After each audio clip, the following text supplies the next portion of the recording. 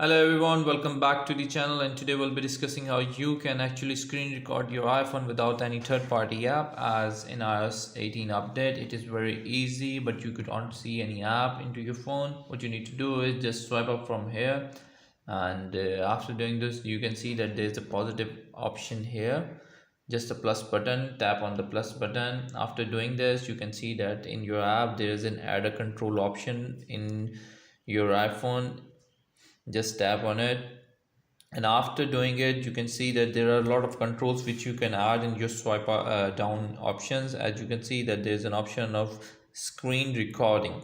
Just tap on it and an app will come up like this, and just tap here, and you just need to tap here and it will automatically start recording.